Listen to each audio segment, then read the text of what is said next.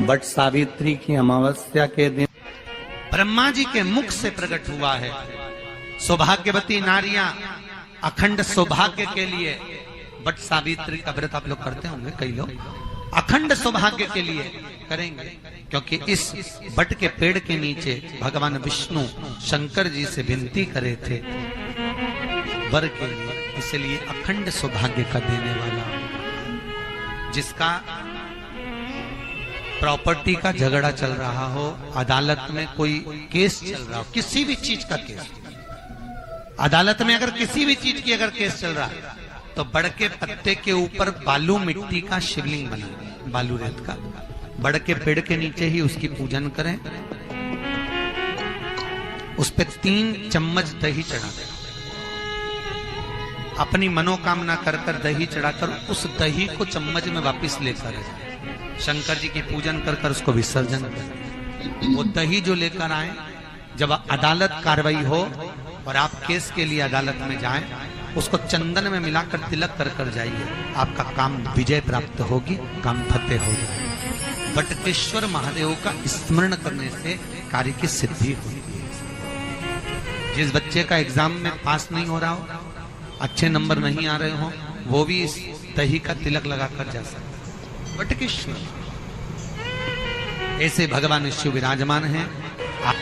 16 श्रृंगार में नारी के हाथ की चूड़ी का कलर अलग हो सकता है, चूड़ी की डिजाइन अलग हो सकती है, चूड़ी अलग हो सकती है, चूड़ी महंगी सस्ती हो सकती है, मंगलसूत्र की कीमत ऊंची नीची हो सकती है, पांव की बिछुड़ी की कीमत ऊंची नीची हो सकती है, कान के कुंडल की कीमत ऊंची नीची हो सकती है। तुम्हारे शरीर पर जितने जितने 16 श्रृंगार हैं उसकी कीमत ऊंची नीची हो सकती है। केवल मंगलसूत्र की डिजाइन बदल सकती है, नाक की लौंग की डिजाइन बदल सकती है, कान के बुंदे की डिजाइन बदल सकती है, हाथ की चूड़ी की डिजाइन बदल सकती है, पांव की पायल की डिजाइन बदल सकती है।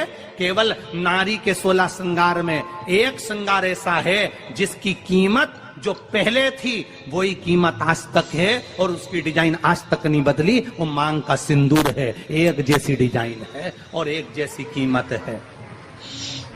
सारे श्रृंगार की कीमत अलग, पर मांग में जो सिंदूर डाला जाता है वो एक कीमत का होता है, एक डिजाइन का होता है और एक जैसा होता है, और वो सबसे भारी होता है। सावित्री यमराज से कह रही है मेरे पति को छोड़ दो। यमराज कह रहा है सावित्री तेरा पति मर चुका है, मांग के सिंदूर को पोंछ दे। सावित्री कहती है पूरा श्रृंगार उतार दूंगी पर मांग का सिंदूर नहीं पूछने दूंगी। तब यमराज ने कहा जब तक तू मेरे मांग का अपनी मांग का सिंदूर नहीं उतारती तब तक तू मेरे पास नहीं आ सकती। भगवान यमराज से सावित्री ने कह दिया मैं भी तुझे वचन देती हूँ यमराज, मेरी मांग में जब तक सिंदूर है, जैसे सीता ने लाइन, लक्ष्मण जी ने लाइन खींच दी थी और सीता पार नहीं जा सकती थी, मैं भी तुझे वचन देती हूँ जब तक नारी की मांग में सिंदूर है तब तक तू उसके पति को उसके सामने लेकर नहीं जा सकता, ये भी मैं तुझे कह देती हूँ। यमराज भैंसे पर सवार होकर सत्यवान को लेकर जा रहा था, सावित्री से वचन पर वचन चल रहे थे, बड़ के पेड़ के नीचे छोड़कर आए। क्या चाहिए तुझको, क्या चाहिए तुझको, क्या दूं मैं तुझको, कुछ मांग ले मुझसे। सावित्री कहती है क्या दोगे आप, मेरे पति के प्राण दे दो बस वापिस, और कुछ नहीं चाहिए। यमराज यमलोक में प्रवेश करने लगा, मांग के सिंदूर में से थोड़ा सा सिंदूर सावित्री ने केवल हाथ में लेकर अपनी बिंदी पर जो लगाया, सत्यवान को लेकर यमराज अंदर नहीं जा पाया। बाहर खड़े होकर कहता है मांग ले, मैं तुझे एक वचन नहीं, तू बोले तो मैं 2 वचन दे देता हूँ, तू बोले तो मैं 3 वचन दे देता हूँ, तू मांग क्या चाहिए। तब सावित्री ने कहा देना चाहते हो, हाँ। अब यमराज को लगा कि लालच में पड़ गई सावित्री, तब कहा पहला वचन दीजिए, मेरे अंधे सास ससुर के नेत्र वापिस आ जाएं। यमराज ने कहा तथास्तु। दूसरा वचन दीजिए, मेरे सास ससुर अपने पोता पोती का मुख देखें। यमराज ने कह दिया तथास्तु।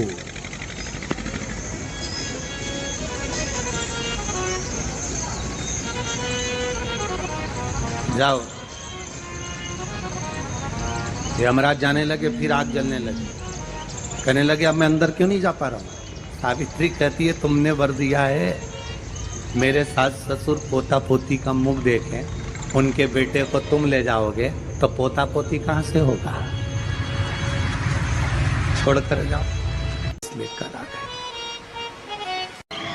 कर्जा मुक्ति के लिए सारे वृक्षों में अगर कोई श्रेष्ठ वृक्ष माना गया है तो वो बट का वृक्ष माना गया महाराज। इसलिए प्रशासनिक कार्य के लिए, मानसिक टेंशन में, परेशानियों में बटकेश्वर महादेव का स्मरण किया जाता है।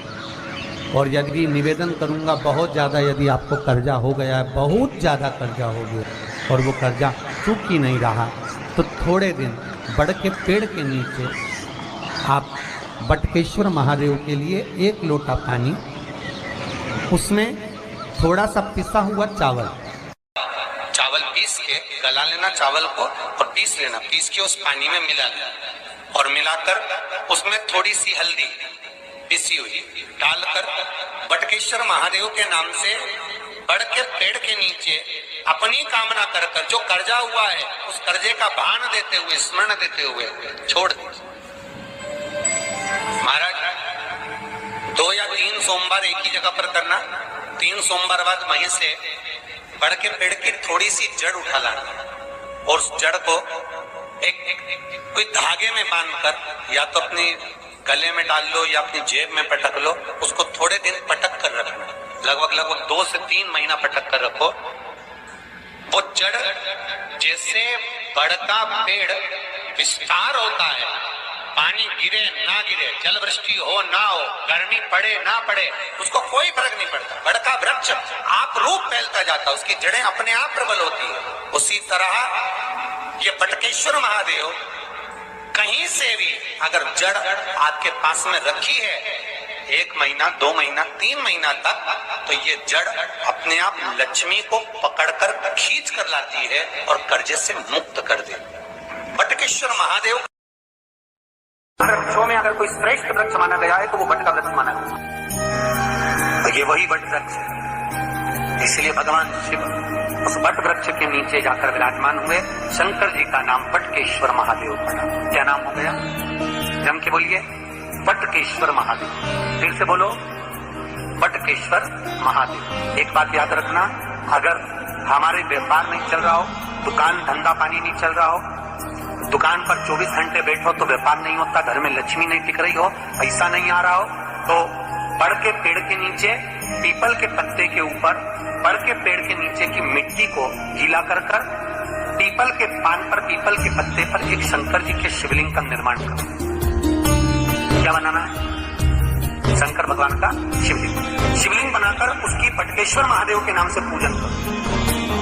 7 बार कच्चा दही चढ़ा दीजिए। उस दही को थोड़ा सा चम्मच में उठा लीजिए। उस दही को लाकर जहां तुम्हारा व्यापार है, जहां तुम कमाने के लिए बैठते हो, दुकान पर बैठते हो, उस दुकान पर उस दही से स्वस्तिक बना दीजिए और इस पीपल के पत्ते पर जो बटकेश्वर महादेव का तुमने निर्माण करा है, इसको ले जाकर विसर्जन कर दीजिए। आपकी दुकान 3 महीने के अंदर धड़ाके से चलना प्रारंभ हो जाएगी। लक्ष्मी की कभी कमी नहीं आएगी। ये बटकेश्वर महादेव का पूजन। कौन से महादेव है? जम के बोलिए, बटकेश्वर शिव के नाम। भगवान शंकर बटकेश्वर के रूप में विराजे। भगवान बटकेश्वर के रूप में विराजे, ब्रह्मा जी बड़ के पेड़ के रूप में विराजमान हो गए। एक बात और याद रखिए, जिनकी आंखों में जलन होती हो या आंखों का कोई रोग बढ़ते चले जा रहा है, चश्मा बढ़ते चले जा रहा है, तो उसके लिए बड़ के पेड़ के नीचे, बटकेश्वर महादेव के लिए बड़ के पेड़ के नीचे एक तांबे का पात्र, काय का पात्र रखना, तांबे का, कोई कलश हो तांबे का, कोई प्लेट छोटी सी तांबे की हो, कटोरी हो तांबे की, उसको बड़ के पत्ते के ऊपर रखकर उसके ऊपर बटकेश्वर महादेव का नाम लेकर शहद चढ़ा और शहद चढ़ाकर उस शहद को, बटकेश्वर महादेव का नाम लेकर उस शहद को वापस उठा कर लिया।